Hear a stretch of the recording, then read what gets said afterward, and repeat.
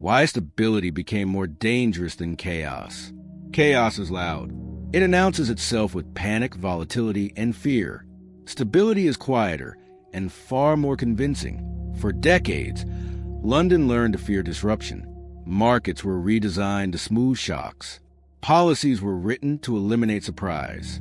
That effort still shapes finance today, because the greatest confidence in the system came from the belief that chaos had been tamed.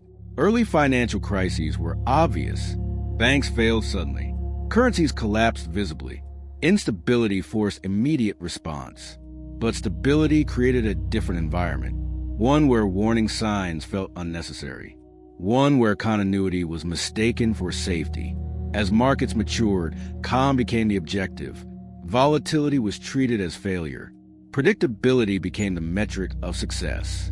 Institutions optimized for smoothness. Models assumed normal behavior. Policies targeted steady growth. At first, this worked. Shocks appeared smaller. Crises seemed manageable. Confidence deepened. But stability changed incentives. Risk-taking no longer looked dangerous. It looked rational. When nothing moves, leverage feels safe.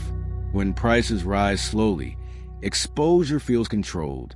When volatility disappears, caution fades. London's markets began to internalize this calm, not as a temporary state, but as a permanent condition. This mattered because stability altered perception. Small imbalances were ignored. Structural fragilities felt theoretical. The system stopped asking why calm existed. It only measured how long it lasted. That was a subtle shift. Chaos was feared, but stability was trusted without question. And that trust would slowly become a liability. Because stability does not remove risk. It rearranges it. What followed was not sudden collapse. It was accumulation. Hidden, gradual, and rewarded. This is where the story truly begins. Not with panic, but with confidence that lasted too long. As stability persisted, behavior adapted around it. Markets stopped preparing for disruption. They prepared for continuation. Risk models absorbed calm as data. Years without shock became assumptions. Buffers shrank quietly. Policies reinforced the pattern. Interventions smoothed downturns. Support arrived quickly when pressure appeared. Each rescue confirmed the system's reliability. But reliability changed expectations. Participants began to believe instability would be managed away, that sharp corrections belonged to the past. This belief altered decision-making.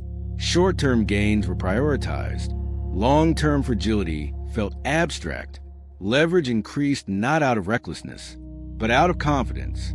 If volatility stayed low, capacity appeared underused. Stability encouraged synchronization. Strategies converged. Positions aligned. Diversity of behavior declined. This made the system efficient, and efficiency felt like progress. But efficiency reduced slack. Reduced slack removed resilience. And resilience is only noticed when it is missing. Small shocks were absorbed easily, which reinforced belief further. Each calm outcome validated riskier structure. The system learned the wrong lesson. Not that it was robust, but that it was protected. This protection was psychological as much as structural. Markets trusted intervention more than adaptation. They trusted continuity more than flexibility. Stability became a promise, not a condition. And promises change behavior. They invite reliance. They discourage preparation for alternatives. London's markets grew comfortable inside this calm, not because danger was gone, but because it had not appeared recently. The absence of chaos was mistaken for its absence entirely. Yet beneath the surface, tension built. Imbalances expanded quietly. Exposure aligned invisibly. Stability was no longer neutral. It was shaping risk toward a single outcome, one that would only appear when calm finally broke. When stability finally cracked, it did not look like chaos at first. It looked like confusion. Signals conflicted. Models lagged reality. Assumptions failed one by one. Because the system had optimized for calm, it lacked mechanisms for disorder. Responses were slow. Coordination faltered. What stability had hidden now emerged simultaneously. Leverage aligned across institutions. Liquidity demands surged together. Diversification failed when it was needed most. The calm had synchronized behavior. Everyone had prepared for the same future, and that future did not arrive. This is a paradox. Chaos reveals weakness quickly. Stability allows it to grow unnoticed. As pressure mounted, interventions returned. But each response reinforced dependency. Markets waited instead of adapting. Delays compounded stress. Participants no longer adjusted independently. They reacted to signals of support. They moved together, not apart. This transformed risk. It was no longer distributed. It was concentrated. Stability had removed friction. And friction, when present, forces adjustment. Without it, misalignment persists. The system had become brittle, not fragile in appearance, but vulnerable to a single break. When disruption finally arrived, it overwhelmed tools designed for moderation. Extreme responses replaced gradual correction. Confidence reversed abruptly. Calm turned into urgency. Urgency turned into force. This was not chaos emerging. It was stability collapsing.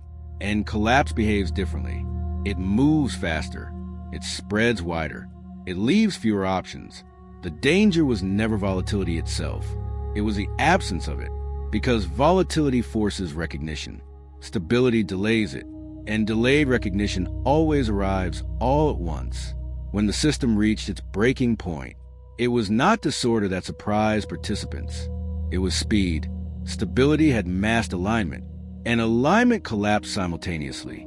What appeared calm for years released tension in moments because there had been no gradual release. The lesson was not to fear chaos. Chaos is visible. It demands response. The lesson was to respect instability. Small disruptions signal imbalance. They force adaptation before fragility sets in. Stability, when unquestioned, becomes dangerous. It encourages reliance instead of readiness. It rewards assumption over verification. London's markets did not fail because they sought calm. They failed because calm became an objective, not an outcome. Today, volatility is no longer seen only as noise. It is a signal, a form of feedback. Systems that endure allow movement. They permit disagreement. They absorb stress incrementally. Resilience is not smoothness. It is flexibility under pressure. Understanding this changes how risk is interpreted, not as something to suppress entirely, but as something to monitor continuously. Stability is not safety. It is a temporary state. And when it lasts too long, it quietly builds the conditions for its opposite. This is the paradox modern finance continues to navigate. And it raises a question worth holding on to. Sometimes the smallest shift in perspective becomes the beginning of a new future. Why